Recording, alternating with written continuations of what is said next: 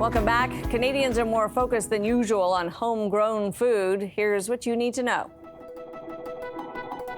If you want to buy Canadian food, look for Product of Canada, a label that means all or nearly all of the ingredients are domestic, and the product is also processed or made here. Made in Canada, meanwhile, is a bit looser. It can use imported ingredients, but suggests the transformation or processing of the food was done in Canada. Taken all together, Canada's food system employs more than 2 million people, or 1 in 9 jobs in this country. While the obvious jobs are agricultural, the path to our table includes researchers, fertilizer firms, transportation networks, processors and packaging companies, and, of course, retailers. A healthy food sector is one that maintains affordability, safety, variety, and is produced in a sustainable and resilient way. And while it's domestically important, Canada's food sector is also an exporting one, just shy of $100 billion worth back in 2023, making us the 8th in the world for food exports. The U.S. is our top destination. 60% of our exports go there, but China is growing in importance. Exports to that market were up 112% between 2012 and 2023, at just shy of $15 billion. While our food system is large and important, do we invest enough in making it world-class and ensuring we're exporting all that we can? Lisa Bishop-Spencer is Executive Director of the Canadian Centre for Food Integrity. Lisa, thanks for being with us. No, thanks for having me. I think Canadians really are more focused on sort of the source of their food lately. How do we turn that into a plus? How do we kind of turn the focus in this sector in a way that will actually keep us world-class? I think that's a really important question. So we're creating what's called Canada's Food System, Our Food, Our Future.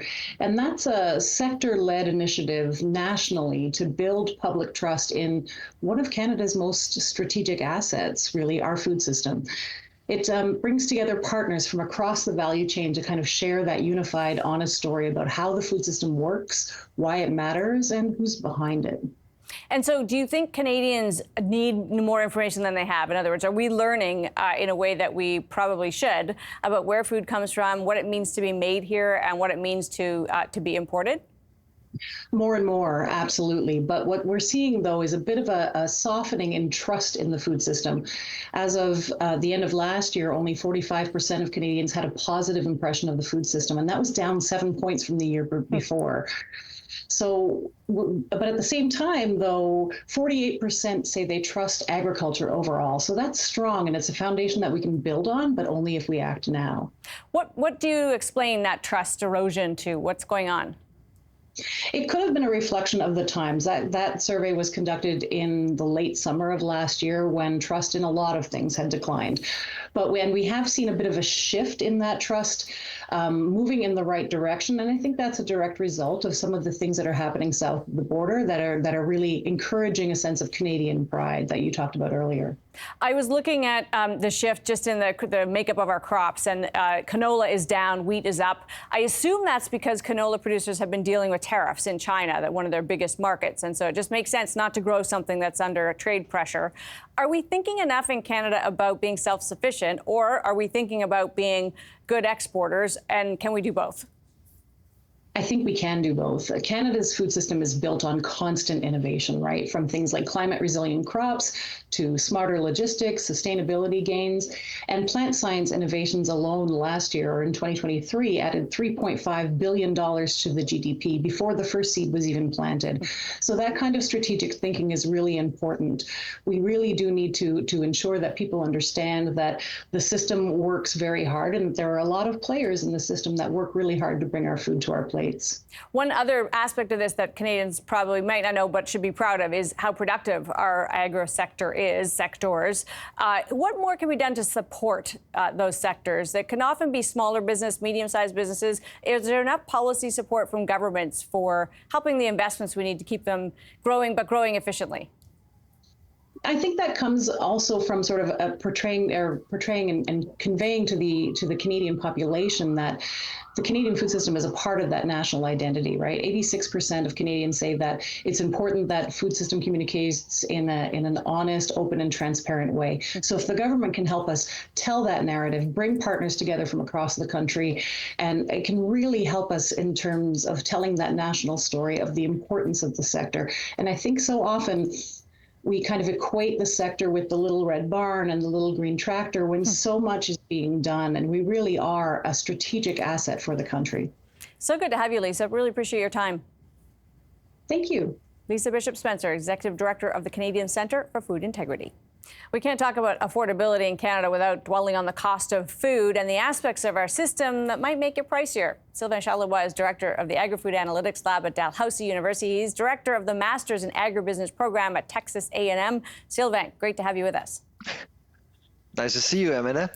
So we do know, obviously, that it's a highly productive sector. It's a big exporting sector. It's hugely important and a safe one. We're all proud of our food system. But on a week when we get a settlement on the bread fixing scandal, I have to ask you, are we actually paying more for food in Canada than we might?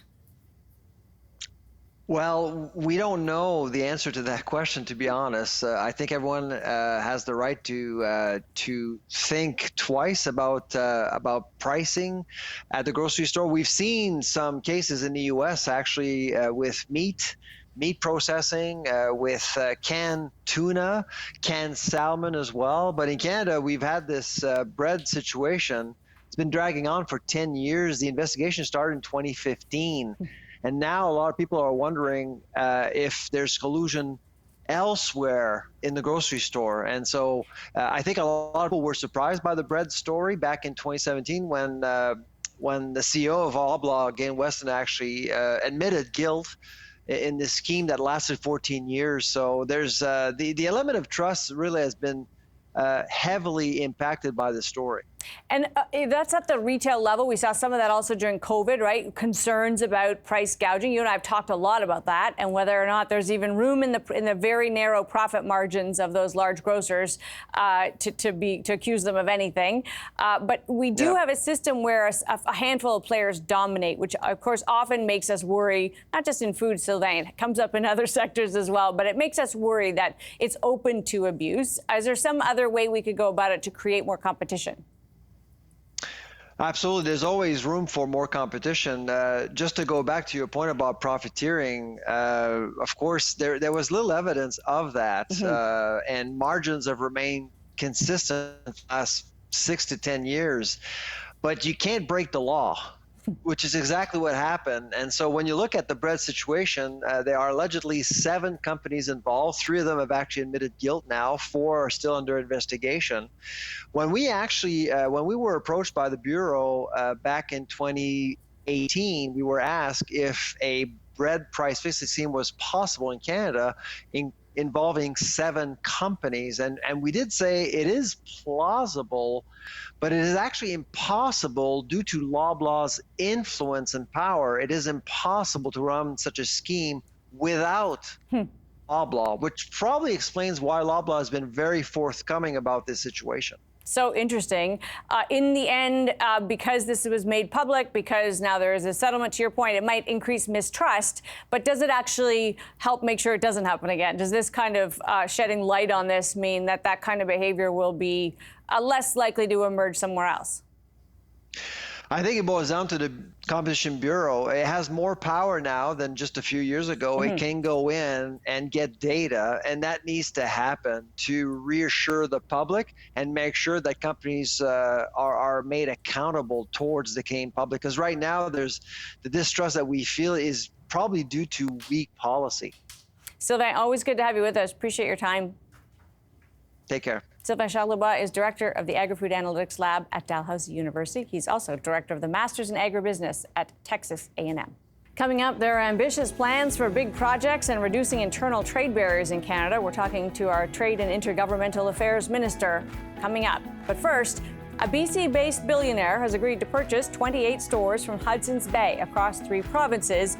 Wei Hong Lu says they will be transformed into modern department stores. They won't be called the Bay, since that name was sold to Canadian Tire along with other intellectual property rights, but whatever they're called, here's hoping they can get up and running in time to offer jobs to the 8,000 plus Bay employees about to hit the streets. We're back after this.